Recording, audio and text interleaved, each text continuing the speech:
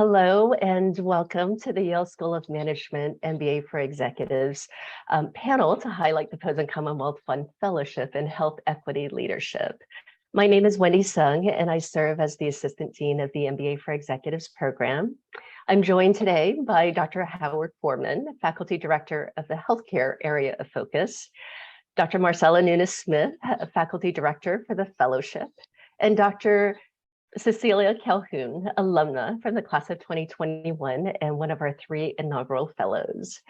Thank you all for joining us today to hear about this fellowship at the Yale School of Management and the significant roles of our panelists, fellows, and this program plays in solving for inequities within healthcare and dismantling structural barriers that exist within the healthcare system. Through them, I hope you'll learn about the mission of the Pozen-Commonwealth Fund Fellowship and its significance within the MBA for Executive program. We'll spend the next 45 minutes with our panelists and save a few minutes at the end to answer your questions live. The Pozen-Commonwealth Fund Fellowship is sponsored by the Commonwealth Fund and the Yale School of Management MBA for Executives program, and it is also endowed by the generous gift of Robert Pozen, a member of the Yale Law School class of 1972. For those of you who may not be familiar with the Commonwealth Fund, it was established in 1918 by Anna M. Harkness with the mandate to do something for the welfare of mankind. The Commonwealth Fund promotes a high-performing healthcare system that achieves better access, improved quality, and greater efficiency, particularly for society's most vulnerable, including low-income people, the uninsured, and people of color. I want to take a moment to thank our panel of esteemed healthcare experts for being with us today. I want to acknowledge where we are at this point in time. While we're coming out of the shadows of the pandemic, we continue to experience its impact on all of our lives. Thus, our panel is incredibly busy and in demand, but committed to taking the time to educate us on this important opportunity to make a difference in healthcare through leadership. And now, without further ado, it's my pleasure to allow our panel to introduce themselves. If we can start with Dr. Marcella and Eunice Smith. Great, thank you so much, Wendy. And hello to everybody. Thanks for joining us to learn more about the fellowship. We're all really excited to be here and share with you. So I'm Marcella, and I'm Associate Dean of Health Equity Research at the School of Medicine.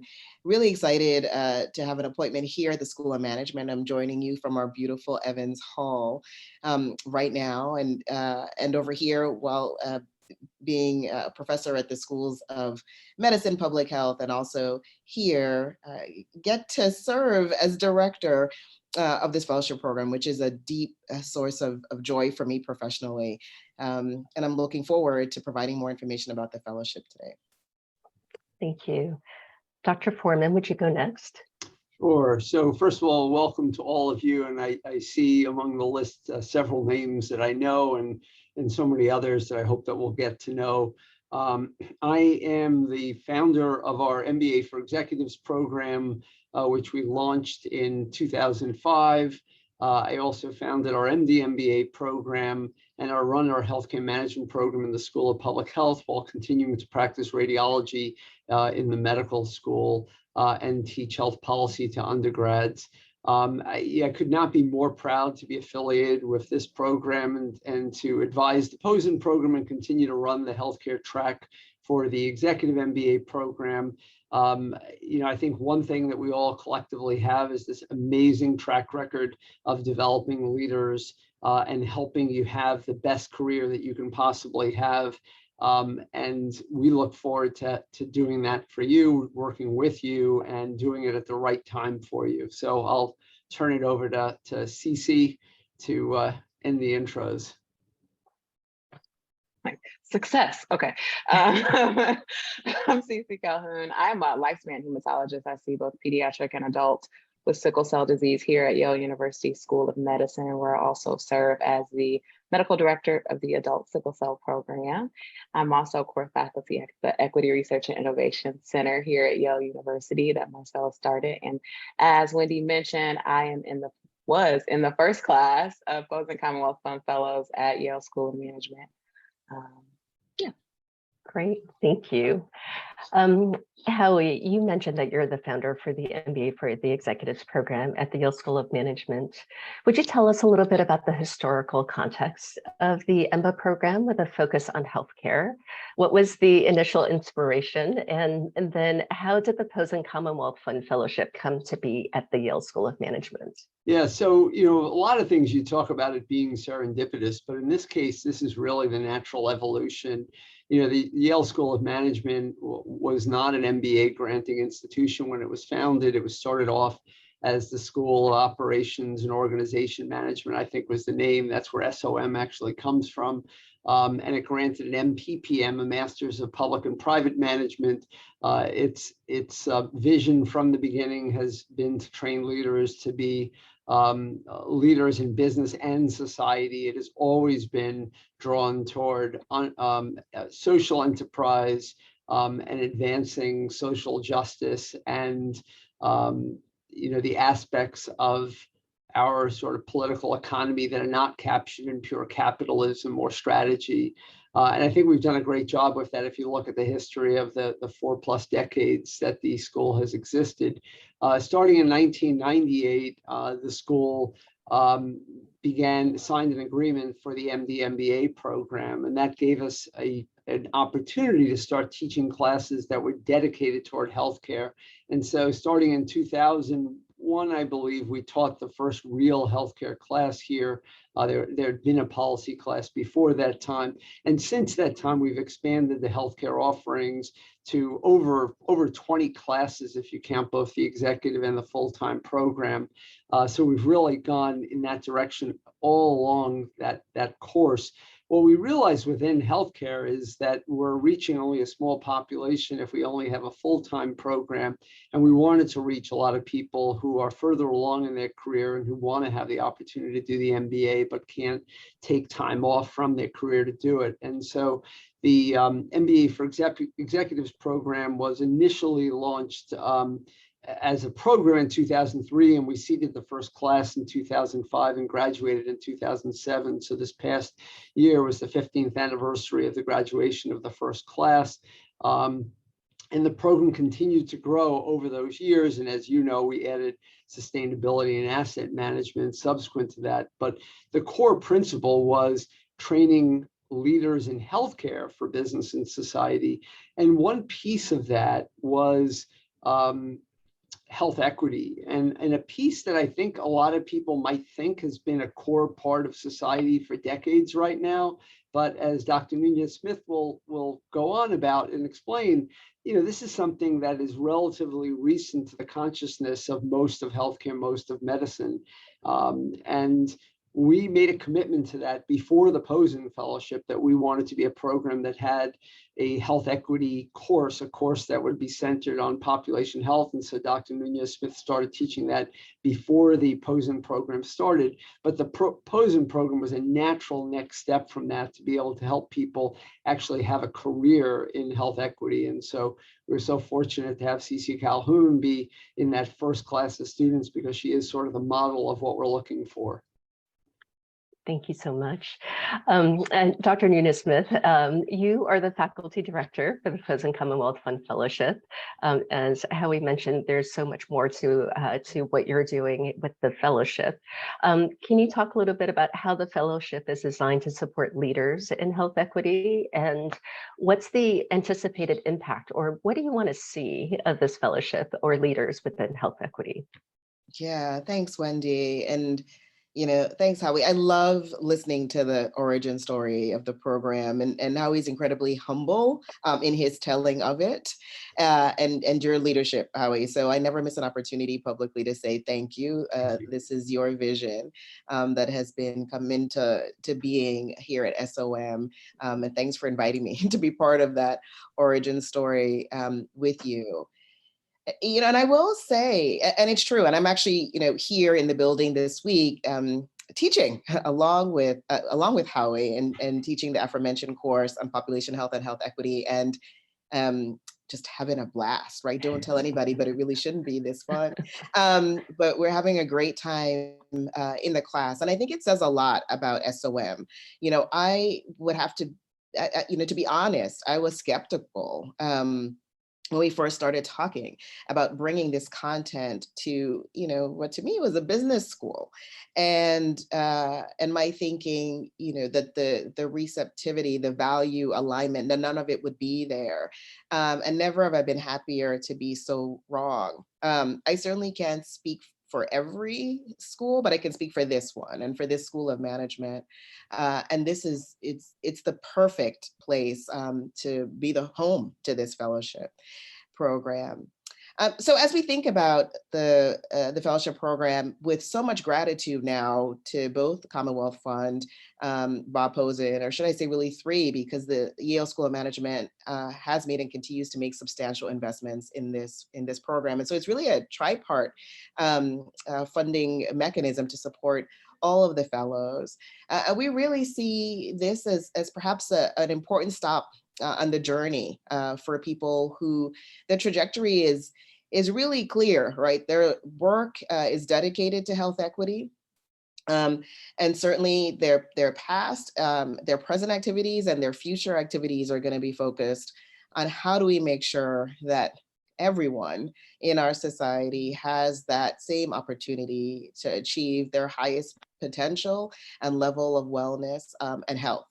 And so we are looking for the healthcare professionals who demonstrate that deep commitment, that deep knowledge base as they join us for what goes by really, really quickly. But we have structured the fellowship to be really respectful, to honor the rigor of the curriculum that is the Emba program, and to supplement that and help both build skills, but also experiences and grow that knowledge network. For so many people in the health equity space, the limitations have nothing to do with knowledge or expertise, but a lot to do with who one knows and being able to have the conversations with the right people to advance your vision for what's needed. And so we work really hard and really intentionally to help build that. And success will look differently for every fellow. We are grateful to have that freedom from all the funders and in the leadership that says every single person is on their own journey for professional fulfillment and contribution. And it will be different, but we are going to ask those questions. Where do you want to go? What differences do you want to, and what difference do you want to make? And then support you in that. So, I will say every single fellow is different in that way for where they're going to go and how the contributions are going to be made. But we're excited to be on that walk with you. Thank you. Dr. Calhoun, as one of the very first fellows to be a part of this program, what drew you to Yale, to the Emba program and to the fellowship? What sort of inspired you to apply? My community. So one thing I hope that comes across from what Dr. Foreman and Dr. Mia Smith has shared is the thoughtfulness and intention in creating this fellowship program. I think that that's been my experience as a fellow, and that's been my experience as an alum. And truly, it is the people that make this fellowship special, and certainly that make Yale School of Management special. And so now I'm going to take the liberty to say thank you for the mentorship, sponsorship, and continued really just hand on my back, that helps us continue to go. I think the candidate or person who chooses to apply for this fellowship has been walking a journey of achieving equity. And anybody who's been on that journey knows that, it can be challenging. It's a work. It's not like a coast. We're not on vacation here, and so I think to have a community that is thoughtful and intentional is something that's unparalleled. For me individually, full transparency, I had a colleague who is an MD, MBA from some other place. Howie doesn't want me to mention. And she knows me personally. This is my dear friend. And she also knows how my personal values and commitments show up in the work that I have been doing prior to the fellowship. And she said, Cece, you should think about this. And I said, I never really envisioned business school, but okay, we say shoot your shot, But she saw kind of the work that I had been doing, and she was on that journey with me and really said, hey, here's an opportunity to build more community. I think we all know that adage that's like, if you want to go fast, go alone. If you want to go far, go together. And if you're doing health equity work, if you are any kind of activist, or you come from a grassroots orientation, we have to go together. And I think that with the Pozen-Commonwealth Fund Fellowship, particularly at Yale School of Management, you get technical skills and you get that community that you need to really accelerate, is to really potentiate kind of the thing you've already been doing. So that was kind of my path. Thank you. Dr. Eunice-Smith, you talked a little bit about sort of the type of person, and obviously Dr. Calhoun is an example of, who is taking this and really building off the trajectory of what they were able to receive through the fellowship. Can you and Dr. Foreman maybe talk a little bit about the candidate qualifications of the fellowship and for the Emba program, frankly? Yeah, absolutely. Yeah, I'm happy to start and talk about the fellowship, and then Howie, I can ask you to go deeper on that, and then the Emba as well. And how lucky are we to have Dr. Calhoun come through? And there's just a lot of love on this screen. So, apologies to everybody for the love fest. But yeah, so grateful, Cece, for your continued connection with us and the program, and frankly, all you do for so many. So thank you for that. How he said, CC brings a lot of what we're looking for in fellows. I just cannot overstate how important it is to us to see that demonstrated commitment to that health equity walk. In your application, it doesn't begin at the same point for everyone, absolutely. And we know that for some students in Emba, there is newfound passion and direction coming out of this, and we think that's fantastic.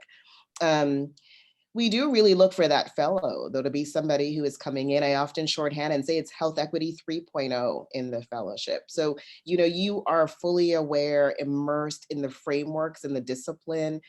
You're applying that in your own work, and you're really at the cusp. We're looking at leaders who are right there, where we can perhaps be a little bit of instrumental support for that next step for you, whether it's, where you are now, or as you look to 5-year plans and direction.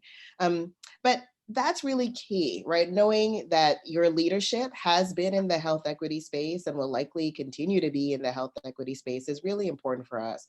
So I would say that's critical. And of course, we're building a community, right? So we have, in fact, layered on top a Thursday night curriculum. I won't take all the time to talk about it now and those details, but it's a really intimate space and gathering for the fellows. And so it's essential that everyone who is in that space is really going to be complementary, right? And so we're not just looking at individuals, we're looking at that cohort and that full community as well. So, and then of course, the sort of starting principle is someone who is ready for the work of the Emba program. So with that, I'll hand it over to you, Howie. Sure. First of all, I just want to say, we have 31 people on the call outside of our staff, which is just amazing to me. It's a huge number of individuals. And for the type of webinars we do, that's a large number, because these very often people consume these asynchronously. And I know that to some of you that might seem daunting, as to if we have that many people on the call, are you going to be competitive for our program? And I just want to assure you that when we do these types of webinars, when we're doing recruitment, it is the beginning of a discussion. It's not the end. Some of you are probably thinking of applying this coming year. Some of you are probably thinking of applying in future years. We want to start that conversation. We want to develop the relationship now and figure out when it's the right time for you. As Dr. Eunice-Smith said, we are deeply committed to people who are already in this space. It would be nice if we had the type of funding that we could start to train people who want to transition into this space. And there are programs that can help you do that. But we're looking for people that are already in the space, but want to actually reach a different level. We want to catalyze your careers. The EMBA program itself is a rigorous one. It requires you to have strong quantitative skills. It requires you to be able to find the large number of hours every week, whether you're on campus or not, to be preparing for courses and to be submitting materials and so on. And it is essentially unending for like 22 months. Like it's not, you're not going to get a summer off as full-time students do. You work straight through. So we're looking for people who understand that they have to be here physically and mentally, who understand that our Pozen fellows are doing the EMBA plus, not just the EMBA, and they have to carve out that extra time. But in return for that, what we promise you is an experience of a lifetime. We promise that you will be part of an enduring network, an amazing network, and a network that extends both within and outside of the health equity space, that extends extremely far within the healthcare space. The number of times at this point in my career that people come up to me and tell me to send regards from people all over the country right now reminds me that our network is vast, it's real, it's deep, and they are a decent group of people, the type of people you want to be associated with. So the commitment is something that I think that once you make it, you'll appreciate the payback for it. I'm going to take the opportunity really quickly to just answer the first question, if that's okay, Wendy. I saw that someone asked a question. We're aiming to have 3 fellows a year. It doesn't mean that there might not come a time in the future where we might not have 4 or even more, and it doesn't mean that there might not be a year that we would take 2 if we only found 2 people who reach that high standard that we have, but our expectation is 3.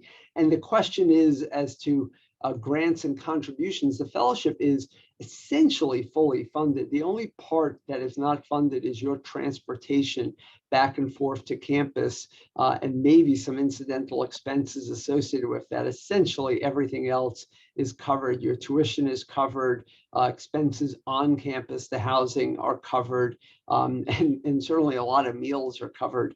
So this is a burden on you time-wise. It should not be a burden on you financially. Thank you. All 3 of you have mentioned sort of what you can derive from the fellowship, the community, the network, the knowledge network. Can you talk a little bit about sort of in addition to the Emba program curriculum, which is required of all Emba students, what additional co-curricular opportunities? Marcella, you talked about the Thursday night of activity workshops, but can you expand on that a little bit more and talk about the other co-curricular opportunities that really help to build the network in the community? Yeah, absolutely. Thank you. And I'll start. I'll talk a little bit about the Thursday nights, and maybe I'll ask Howie to weigh in on sort of our annual immersion experiences. And Cece, can talk a lot about, or obviously you can talk about all the things, but maybe also thinking about the opportunities that the fellows do make and create amongst yourselves, because I think that there is quite a bit of that wonderfully and importantly doesn't include the faculty and the leadership there. But the Thursday night curriculum, you will become familiar with the cadence in terms of classes. And so students are obviously, when you're on campus, you're in class on the weekends. It works out to be about 10 Thursdays over the course of each academic year. We ask the fellows to join us. It's typically a 2-hour block, 6 to 8 p.m. East Coast time. Of course, we are in person now, which is a big yay. And then we set up a full curriculum that's led by my colleague, Dr. Rosana Gonzalez-Calasso, who is Associate Director of the Fellowship Program. And it's a combination of working very much on our professional development goals, on building out our individual development plans, doing that targeted mentoring around the knowledge network, But then also bringing in guests, people who I often talk about applied health equity practitioners. So bringing in people who are doing really transformative work and have lessons that tie all of these aspects together, right? We need to see more often health equity tied with business and making that business case and understanding where those opportunities are. So that's a lot of the Thursday nights. There is a capstone project that's part of this. We do encourage people to lift your voice and expertise in many ways, including through op-eds and other contributions, but also choosing a project to work on. Again, not busy work. This is not theoretical. Many people choose something related to their jobs that they're moving and advancing for, that we can to use Howie's word, catalyze. So we're really excited about that. The mentoring continues beyond those Thursday nights. There are lots of one-on-one opportunities to meet with myself, with Howie, with Rosanna. There's a lot of peer mentoring I know that happens too, which I think is some of the most valuable. We have a national advisory committee. We're really grateful to all of them. They provide additional mentoring opportunities for our fellows. So again, we're very deliberate about understanding the work of that Emba program that Howie mentioned. So even when it comes to things like timing of those Thursday nights, we're particularly sensitive to when there might be sort of higher volume of work on the Emba side. So I just want to reassure people that their thoughtfulness, Wendy and her team put into letting us know when is the ideal time for the Thursday night, for the immersion, et cetera, so that you are able, I think the fellows have done a tremendous job kind of balancing and meeting all those expectations. And Cece, maybe if you can talk a little bit about sort of how the fellowship has really impacted your work and your leadership capabilities in general, and just in addressing disparities in healthcare in that time, and since you began the program in 2019, right? Yeah, how much time you got? Yeah, I'm just kidding. How to summarize? All right, so I want to emphasize too, like those Thursday night sessions, I love the idea, the way Marcella phrased it, about it being applied health equity practitioners, because what happens is, one of the advantages of doing an executive MBA is we're all working, right? We're living experiences, we're facing challenges every week, and then you come to campus and you're able to focus and really oftentimes address things in real time that you're navigating in life. And when you have those Thursday night sessions with people, many of which you will know because you will have been admiring them, and you're like, oh, it gets to be me, them, and like a handful of other people, you can have very honest and candid conversations to problem solve, to troubleshoot, and to feel supported. That's that part of community that I think is really important too, is, how would you navigate this situation? It almost transitions from having a speaker to having like a mentor session, like in live in real time, which is incredible. So, and as Wendy said, I started in 2019. So we flipped to virtual because we were during the pandemic. And those Thursday sessions really kept me connected to the program, to the purpose. I will say this as many times as I can, like it is such a special space because Marcella and Howie and Rosanna and the executive team were thoughtful and intentional about choosing a class that was complementary to one another. So in that way, there's very practical application of the knowledge that we learn. And then my colleagues and peers who are just dynamic. But like Marcella said, every fellow has a different path, right? So we have synergistic expertise, but we're all approaching it in a different way, which is necessary in the path we've chosen, right? Because we got a big, elephant to eat or whatever, however you want to phrase it, one bite at a time. And so in that way, we understand like, what is the work that you're doing that I can apply? Or I'm really frustrated with this situation. How would you handle it? How do we talk through it? And you cannot pay for a community like that.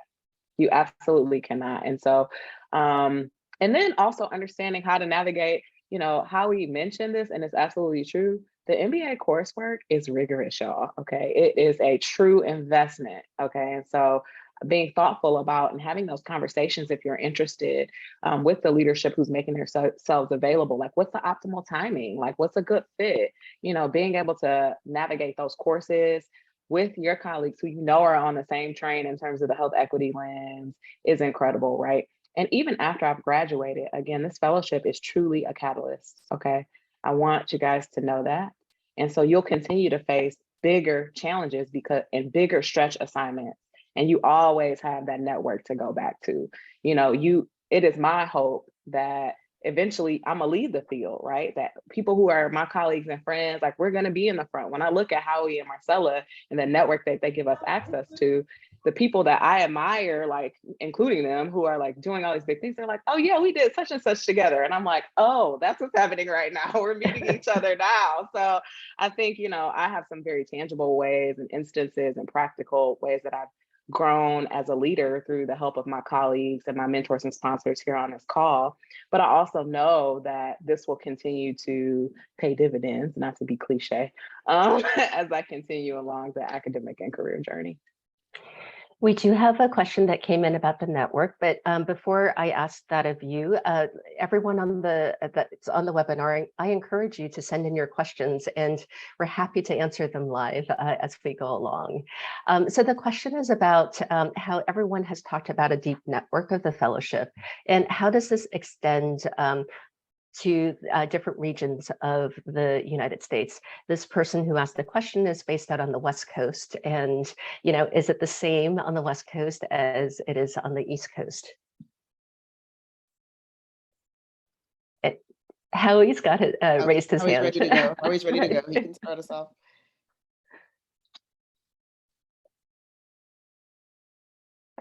Sorry, I've been having like little internet problems here. I just wanted to say, like, along those lines, when I think about what was the biggest healthcare news yesterday, it was about the Amazon acquisition of One Medical.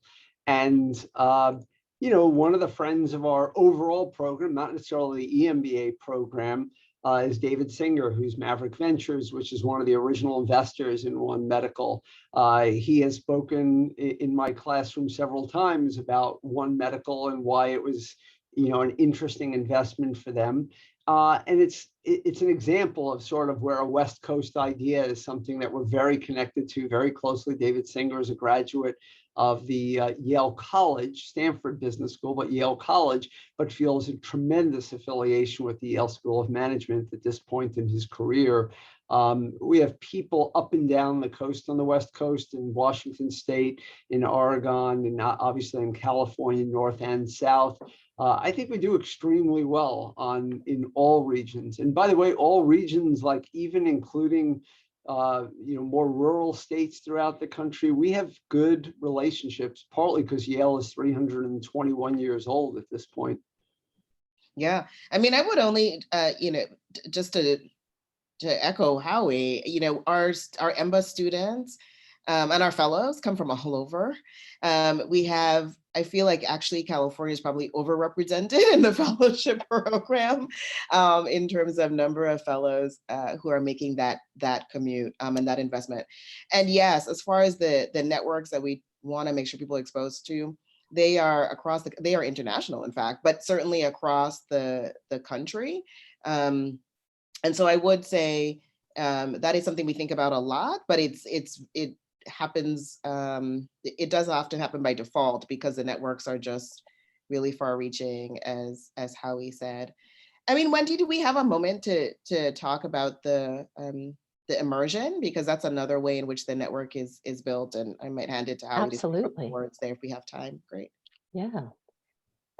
Howie, would you like to? Sure. talk? I mean, Yeah. what we've structured, I'm actually looking at a website for Maverick Ventures just to point out that one of the other investments of Maverick is City Block Health, which is, almost at the core of health equity. So it just reminds me that I think for those of us, particularly those of us that are in medicine, we often think about academic medical centers and maybe federally qualified community health centers is how healthcare is delivered.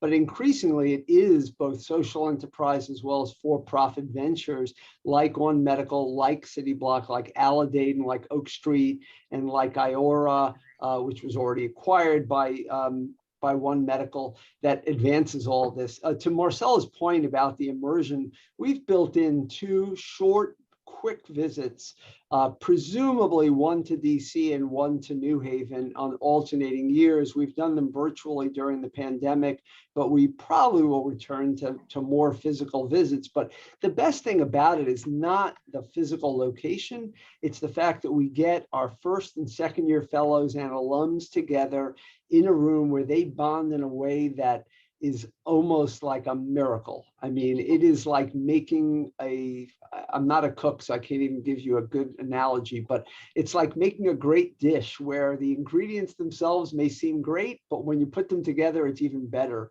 And by bringing our fellows together with faculty, with leaders in Washington, leaders in Connecticut, the students come away just in awe.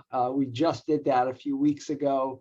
And I got to be there for most of the time. Dr. Eunice Smith was there the entire time, and it was a joy. I mean, we are so blessed with the current fellows and with CC swooping in with her parachute periodically to join us.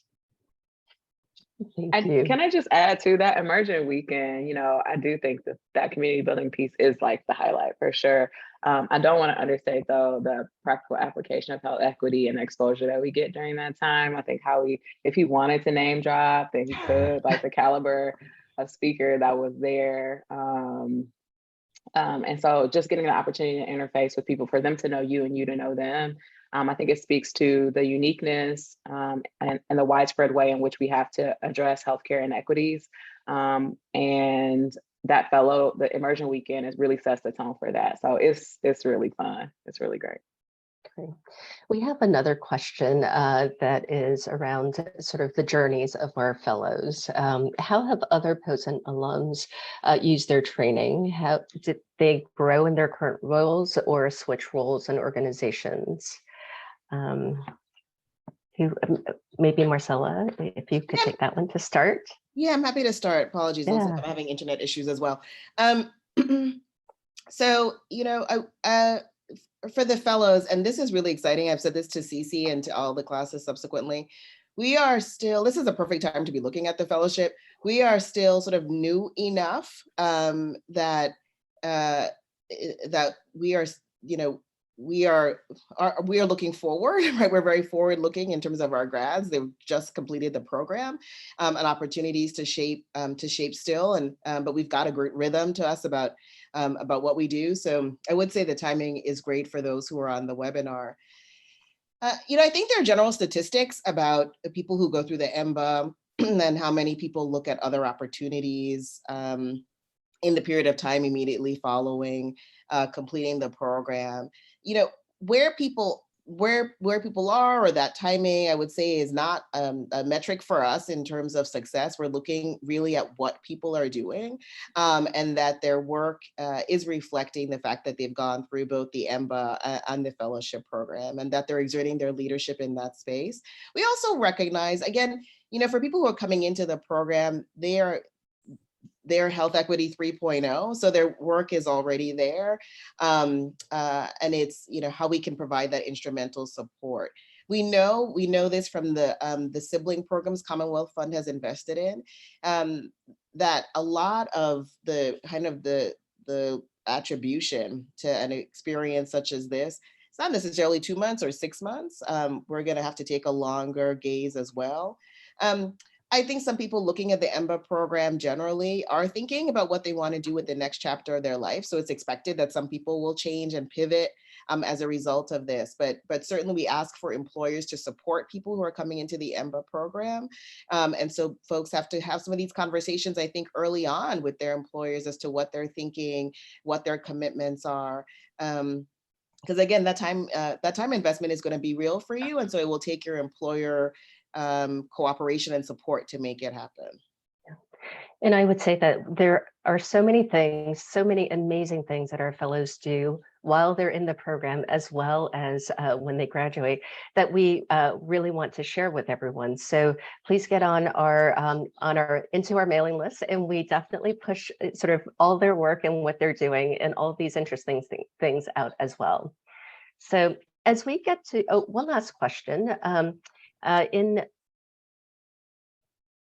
This is, sorry, I was going to say this is a great question for CC or for Howie. Yeah, actually, CC, why don't you take it? I'm reading this and I was like, yeah. a lot is what I need. But okay, so before we go to this question, I do want to just address a couple of things in the previous question, if that's okay. I think, you know, again, the word that keeps coming up to me is kind of intention. When you're applying to this fellowship, being really thoughtful about what you setting some intentions about what you want to gain at the beginning. But I think one of the most amazing things is particularly compared to any other training that I've had, like business school really like takes the top off, like the exposure you get, what you feel like you can impact, how you feel like you can do that often changes. And so, you know, while again, short-term will not reflect the long-term journey, let's just be honest, because we just talked about it being a journey and a work. You know, there is oftentimes points of impact, of success, you know, during fellowship, but also immediately after graduation. So just, you know, for you guys, I did not start off at Yale. I was at Washington University in St. Louis. I think for me, the leadership opportunities that have opened up, pulling on my co-fellows for advice around navigating new issues has been incredible. Many of them have, you know, repositioned themselves to have maximum impact. And we talk as an alumni group, like, okay, how do we leverage our influence to continue to move towards the same goal? What kind of positions do we need to be in? We're being thoughtful about that moving forward too. And as Marcella alluded to, the program is very responsive. And so if we're like, hey, you know, we think this might work better for the current fellows, or have you all thought about this? There's still an opportunity for contribution, which has been really cool. So I really want to say that. Now, in terms of time commitment, I think if you are like, what does the data say? Like, what do I need? What is the number? Okay, I think you can estimate like around 8 hours outside of class per week. However, it depends. One thing about the executive program is that a lot of the work is group-based, and you can really navigate your strengths of your team to be more effective and get things done. And then when you think about too, that intention you set at the beginning, knowing which skills you really want to refine and develop, how you maybe want to incorporate that and or incorporate those things actively or issue at work actively into your projects or assignments, even for class, you know, that really changes what the time investment looks like. But it is a significant time commitment. So I would not feel like if you're going to fit it in on the side, because it won't work. So, and you'll have regrets. You won't be able to benefit as much as you could when you can really devote time to it. Thank you. So as a closing question, we just have a few minutes left. Is there a piece of advice that you would want to give to prospective students interested in the Emba program and in the Pozen-Commonwealth Fund Fellowship? And maybe we could start with Cece.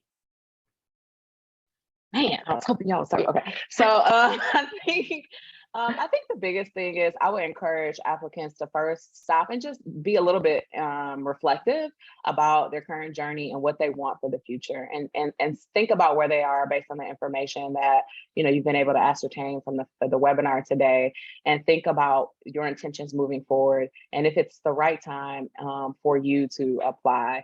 I cannot overstate the priceless nature of the community that you build as part of this fellowship, how Marcella and Howie both personally have been mentors and sponsors to me, and that my success is a reflection of their input. But I'm not unique. Like, I know it seems that, yes, I'm very special. My mom would say so, but I think that, you have to come in with knowing yourself and your intention, being prepared to really expand and grow and make sure that timing is right for you. Howie, do you want to go next? I would just tell people, don't reach out to us when you're ready to apply. Reach out to us now. Reach out as early as you think it might be something you want to consider. We want to start the conversation now. We don't mind if you're a first-year resident or a fourth-year medical student who wants to think about doing this. It's obviously too early to do the program if you're either of those categories. We'd love to know about you. We'd love to start that conversation. Thank you. And Marcella, last word. Great. Such great advice. I second both and would only add, I hope people think about this opportunity as a gift, right? And that you are able to prioritize your learning and your growth. And so it really is about making that space, right? And that's why we keep talking about timing, and we keep talking about connection with us as soon as you're thinking about it. Because when you're here, the time will go quickly.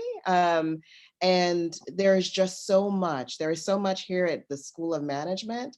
This is a partnership as well with the School of Medicine and the Equity Research and Innovation Center. There's a lot there. There's a lot across Yale University, and then the connections that we will hopefully be making for you. And so just having that appreciation that that it's going to be a unique time and that you should take full advantage of it. Thank you so much. All right, everyone. Before we close out, you may want to know more about the admissions and application process. We hope you do. The application for the MBA for Executives program will open in mid-August, and the first deadline is November 1. We'll have additional webinars in the near future that will really highlight the Emba program and the application process. And we invite you to visit us on campus in August and throughout the fall months.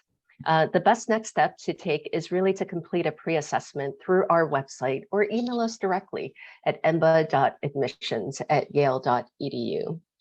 We look forward to hearing from you soon. I want to thank our panelists for taking the time to be with us today, and thank you for joining us. Have a wonderful day. Thank you all. Take care. Thank you.